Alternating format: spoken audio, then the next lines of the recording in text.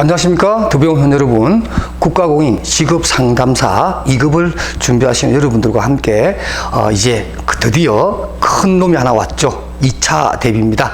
여러분 잘 아시다시피 직업상담사 2급은 1차 시험 준비와 2차 시험 준비가 굉장히 다르다는 것을 여러분도 이미 잘 알고 계실 거고, 또 우리 일선에서 또 이렇게 자격증 강의하는 많은 분들이 그렇게 얘기합니다. 또 수험생들도 1차, 그러니까 다시 말해서 객관식 문제를 풀기 위한 준비 과정과 그야말로 이해와 암기가 종합적으로 평가받는 이런 2차 시험은 전혀 다른 시험과 같은 그런 느낌을 받는다라고 얘기해요. 그만큼 어떤 시험의 난이도라든가 곤란도, 또 시험에 임하는 우리가 말하는 안면 타당도에서 완전히 다른 그런 느낌을 받으실 거예요. 그런 의미에서 이 2차 시험을 어떻게 준비할 것인가 하는 것은 사실은 상당한 전략이 필요합니다. 우리가 1차 시험 같은 경우에는 주로 암기 위주의, 그래서 또 우리가 속지 말하는 찍어서 문제를 찾는 그런 거기 때문에 사실 공부하는 방법이 그렇게 다양할 필요는 없어요. 그렇지만 2차 시험은 전혀 다른 형태의 어떤 문제가 나오고 또 여러분들이 그것을 해결해야 돼요. 그런 면에서 조금은 접근하는 방법이라든가 2차를 준비하는 수험생의 어떤 그런 전략이 좀 필요하다 이렇게 생각해서 제가 2차를 위한 오리엔테이션 차원에서 잠깐 여러분들하고 이런 부분을 좀 얘기하려고 합니다. 여러분들 2차 준비하는 여러분들에게 좀 도움이 되었으면 좋겠어요. 제가 먼저 판서로 좀 작성을 했습니다. 그래서 국가공인 직업상담사 2급 2차 실기 대비를 어떻게 할 것인가. 또 제목 자체가 좀 거창합니다만은 결국은 이제 우리가 이것을 극복을 해야 자격증이라고 하는 것을 우리가 취득할 수 있겠죠. 긴 시간 얘기할 수 없으니까 짧게 제가 좀 말씀드리면, 사실 직업상담사 2급과 관련해서 시험을 공부할 때는 네 과목이라고 할 수 있겠죠. 원래는 한 과목이에요. 직업상담 실무론이라고 하는 한 과목을 보는 건데, 그 실무론 안에 이제 고용관계 법규를 뺀 나머지 네 과목이 좀 이렇게 섞여서 나오고, 주로 이제 상담학 쪽과 심리학 쪽이 거의 80~90% 나온다고 보고, 직업정보론과 노동시장론 쪽에서 이제 한두 문제씩 이렇게 출제가 되는 그런 비율을 가지고 있죠. 어쨌든 네 과목이든 한 과목이든 간에 첫 번째 직업상담사 2급의 2차 시험은 일단 기본적으로 암기가 굉장히 중요합니다. 단순한 암기가 아니라 철저하게 암기를 합니다. 근데 이 암기도 우리가 그런 얘기 하죠. 영혼 없는 암기. 영혼이 필요 없어요. 그러니까 그냥 철저하게 암기만 해야 되는 것들이 있어요. 그것은 우리가 어떤 이해를 할 필요도 없는 거예요. 예를 들면 이런 거죠. 누가 말하는 거 있잖아요. 어떤 학자가 말한 것. 그런 것들은 사실은 우리가 이해를 할 필요도 없는 거예요. 사실은 이런 것들이 있겠죠. 예를 들면 가이즈버스가 말한 직업 상담의 목적. 그래서 예언과 발달, 처치와 자극, 그죠? 결함과 유능, 이 세 가지. 이런 부분은 사실 내 어떤 사견이 들어갈 필요가 없는 것들이죠. 그야말로 외울 수밖에 없는 것들이에요. 이것은 우리가 그냥 영혼 없이 그냥 외워라. 이런 문제들 철저하게 여러분들 암기하시고, 또 이런 것도 있잖아요. 누가 말한 어떤 사람의 성격, 예를 들면 빅터 프랑크가 말한 건강한 성격의 사람들의 특징, 또는 칼 로저스가 말한 자아 실현한 사람들의 특징 7가지를 쓰시오. 이런 것들 말입니다. 내 개인적인 사견이 들어갈 수가 없어요. 그 사람이 말한 그것을 암기해서 써야 되는 것들이죠. 또 각각의 이론들에 보면은 이론들의 이론적인 가정, 또 전제 조건, 이런 것들 있죠. 이런 것들은 철저하게 암기해야 돼요. 그야말로 영혼이 없어도, 영혼 없이 하는 거예요. 영혼 없이. 영혼이 있으면 더 머리 아파요. 그죠? 영혼 없이 그냥 좀 줄기차게 외울 수밖에 없다. 이런 문제입니다. 우리가 총 푸는 문제가 일반적으로 한 400문제 정도를 이렇게 보게 될 겁니다. 여러분들이 이제 2차 시험을 준비하실 때 한 400문제를 보면서 이제 준비를 하게 되는데, 그 중에서 절반 이상은 그야말로 영혼 없이 암기해야 되는 그런 문제다. 두 번째는 이제 이해도 하고 암기를 해야 되는 문제들이 있습니다. 이게 사실 좀 어려울 수가 있는데, 단순하게 암기만 한다고 해서 되는 것이 아니라 문제를 살짝 바꾼다라는 거죠. 그러니까 예를 들면 단순하게 출제되는 것이 아니라, 예를 들면 이런 거 있잖아요. 초기 상담에 있어서 초기 상담 장면에서 내담자와 상담자의 상담을 촉진적 관계로 이끌어가는 상담자의 자질, 덕목, 전문적인 소양에 대해서 쓰시오. 이런 문제들 출제된 적이 있습니다. 자, 이런 경우는 사실 암기해서 될 일이 아니고 또 암기할 것도 없어요. 그것은 전반적으로 내가 상담학 전체에 대한 이해가 충분히 된 상태에서 답안지를 완성해야 되는 것들이거든요. 촉진적 관계라고 하는 것도 이해를 해야 되고, 또 자질이라고 하는 부분도 이해를 해야 되고, 또 이 촉진적 관계라고 하는 것은 뭐 라포를 형성해서, 그죠?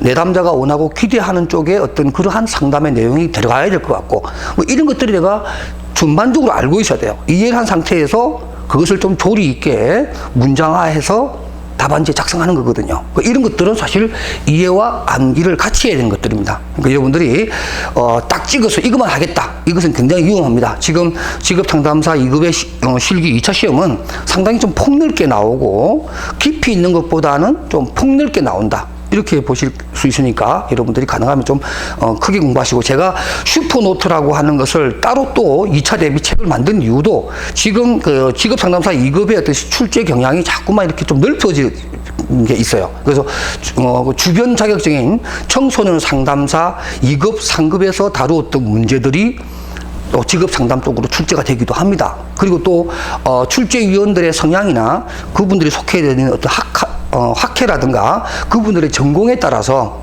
또 우리가 일반 시중에 있는 그러한 수험서에 없는 내용들이 출제되기도 한다라는 거, 그런 것들이 바로 이해와 암기의 영역에서 우리가 준비해야 되는 것들이다. 상당히 깊이 있는 그런 내용의 이해를 해주셔야 된다, 이런 문제입니다. 세 번째는 이제 사례 중심이에요.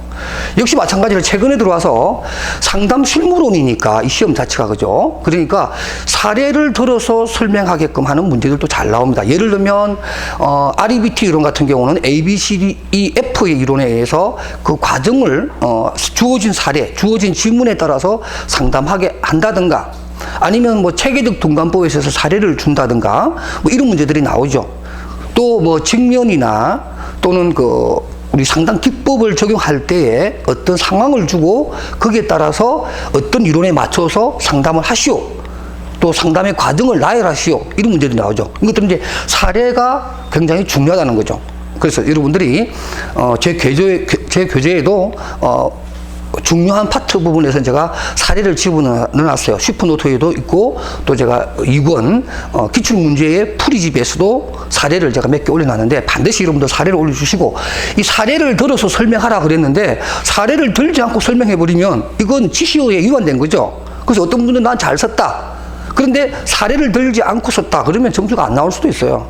다시 말해서 출제자는 사례를 보고 이 사람이 알고 있는 이론을 실제적으로 사례에 잘 적용하는가 하는 것들을 보려고 하는 건데, 본인은 그냥 1차 때 공부했던 그 개념 위주로 쫙 외웠던 거를 그냥 쭉 나열해버리면 그건 점수 안 주죠.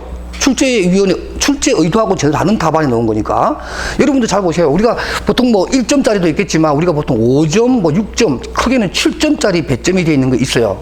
그러면 좀 썼다고 해서 무조건 7점 주느냐? 그게 아니죠. 기술한 내용을 보고서 이 사람 한 2점 정도 되는 수준, 이 사람 한 5점 정도 되는 수준, 이렇게 점수를 매긴다는 얘기예요. 그럴 경우에 예를 들면 사례를 들고 설명한 사람은 5점, 6점을 줄 수 있지만 사례를 안 들고 그냥 개념 위주로만 적으신 분은 1점이나 2점밖에 못 받을 수도 있다는 거죠.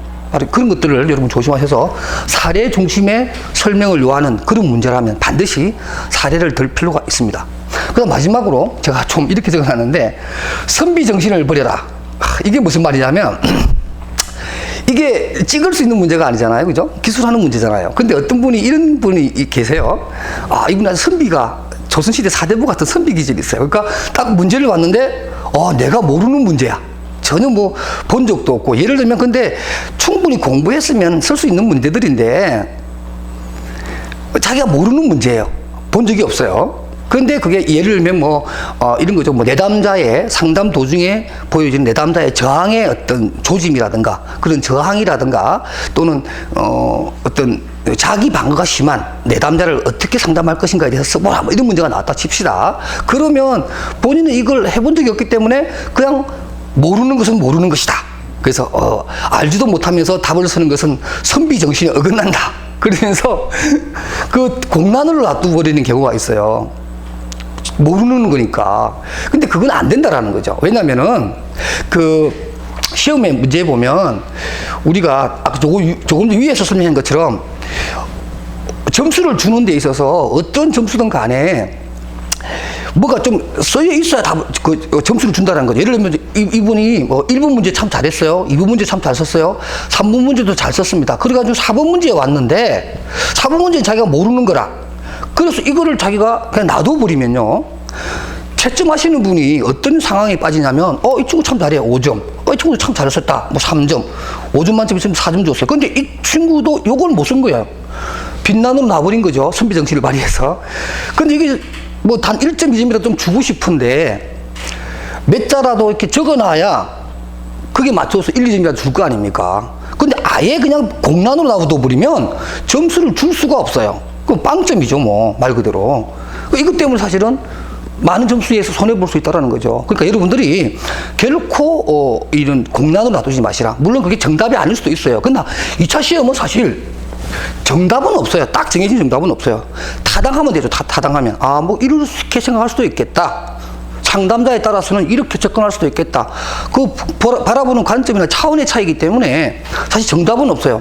그래서 내가 비록 뭐 좀 말이 안 된다 하더라도 전혀 다른 말을 쓰면 안 되겠지만 비슷한 자기 생각을 한두 줄이라도 적어 놓는 게 굉장히 중요합니다. 그래야 점수를 줄 수 있다는 거죠.